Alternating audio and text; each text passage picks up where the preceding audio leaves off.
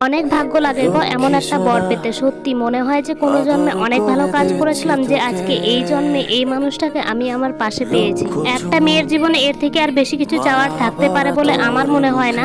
আমি অনেক হ্যাপি গো এই মানুষটাকে পাশে পেয়ে। তো দেখতেই পাচ্ছ একেবারে শাড়ি পরিয়ে রেডি করে দিল, আর তারপর দেখো নেল পালিশ পরিয়ে দিচ্ছে। এখন আমি তো ভুলেই গিয়েছি, ইন্ট্রো তো দেওয়াই হয়নি। তো হ্যালো আমার মিষ্টি বন্ধুরা, গুড ইভিনিং সবাইকে। বিজে মল্লিকা ব্লগে তোমাদেরকে অনেক অনেক স্বাগত জানাই। আমার এই ছোট্ট সংসারে এবং আমার এই ছোট্ট পরিবারে তোমাদের সবাইকে অনেক অনেক ওয়েলকাম। দেখো বরমশাই আমার জন্য নিয়ে এসেছে দুটো নুপুর। নুপুর বলতে ওই এক পায়ে পড়ার নুপুর গুলো থাকে না, ওগুলোই হলো। তো দুটো নিয়ে এসেছে, সে দুটো পায়ে পড়াবে বলে। তো দেখো পরিয়েও দিয়েছে। আমার পাগুলো না বেশ পুচকি পুচকি গো, বেশি বড় না। আর দেখো কেমনই লাগে আমাকে তো দেখতে। তো বরমশাই তো বলে ভালো লাগে।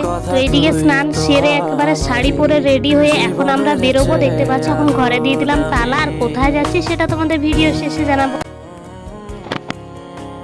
কর্তাগিন্নি দুজন মিলে হাঁটতে হাঁটতে বেরিয়ে পড়লাম মাঠের রাস্তা দিয়ে। এই যে দেখতে পাচ্ছ মাঠের রাস্তা দিয়ে যাচ্ছি। তো চলো দেখতে থাকো আমরা কোথায় যাচ্ছি, কেন যাচ্ছি, কি দরকারে, শেষ পর্যন্ত অবশ্যই জানতে পারবে।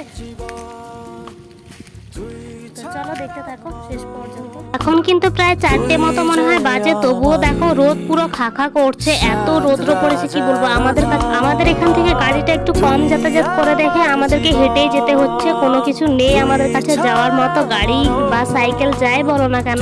তামশাই আগে আমাকে নিয়ে গেল জুতোর দোকানে, কারণ জুতো কিনে দিবে। এই যে দেখতে পাচ্ছ এই জুতোটা তার পছন্দ হয়েছে, তো সেটা আমাকে বললো পরে দেখতে কেমন লাগছে পায়ে। জানো তো তোমরা বরমশাই না যেখানেই হোক না কেন একটুকু লজ্জা করে না। যেখানেই হোক না কেন শাড়ি যদি খারাপ হয়ে যায় বা কোনো কিছু প্রবলেম হয় সেখানে ঠিক করে দেবে।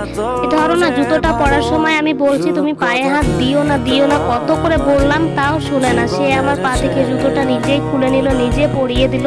তারপরে গেলাম আমরা হচ্ছে গিয়ে এই যে কৌটো টৌটো নেওয়ার জন্য। এখানে সাবান রাখার র্যাকগুলো নেই আমাদের কাছে, তো সেটা নিলাম। তারপরে ওই নোংরা ফেলারগুলো নিলাম। অনেক জিনিস নিয়েছি যেটা আমি তোমাদেরকে পরে না হয় দেখাবো। অনেক জিনিস কিনেছি গো, অনেক জিনিস যেগুলো তোমাদেরকে এখনো দেখানো হয়নি। তারপর একটু সাইকেলের দোকানে চলে গিয়েছিলাম, সেখানে তো দাম শুনে চক্ষু চড়ক গাছ হয়ে গেছে আমাদের। আগে তো যাই হোক একটা ভাঙা ফুটো সাইকেল ছিল, কিন্তু ওটার এখন নষ্ট হয়ে গেছে। ওটা ঠিক করতে প্রায় 2-3 হাজার টাকা লেগেই যাবে মনে হয়। তাই ভাবলাম যে চলো তাহলে একটু জিজ্ঞেস করে দেখি কেমন কি দাম। কিন্তু দাম শুনে তো আমাদের তো মাথায় হাত পড়ে গিয়েছে। তাই ওখানে বসে বসে কিছুক্ষণ আমরা ভেবে নিচ্ছিলাম যে কি করব, কিন্তু শেষ পর্যন্ত আমরা নিয়ে নিয়েছিলাম। দেখতে পাচ্ছি কিছু সাইন করার ছিল, তার সাথে এখানে কিছু কাগজপত্র কাগজ কলমের আর কি কাজ বাকি ছিল, যেগুলো কমপ্লিট করে নিয়ে তারপর বরমশাই আমি বেরিয়ে পড়লাম সাইকেলটা নিয়ে আর আমাদের বাজারের জিনিসগুলো নিয়ে। আমরা কি এটা সত্যি নিলাম না এমনি তোমাদের সাথে আমি মজা করছি, সেটা জানতে হলে অবশ্যই আমাকে কমেন্ট করো, আমি তোমাদেরকে জানাবো। তারপর গিয়েছিলাম একটু মাংসর দোকানে, মাংস নিয়ে তারপরে চলে গিয়েছিলাম বাড়ি গিয়ে রান্না বান্না সেরে কি বলবো ঘুমোতে অনেকটা রাত হয়ে গেছিল। সংসারের অনেক টুকিটাকি জিনিসপত্র কিনে বাড়ি এসে রান্না সেরে দেখতে পাচ্ছ একবার ভাত নিয়ে বসে পড়েছি, সাথে করেছিলাম পাঁপড় ভাজা।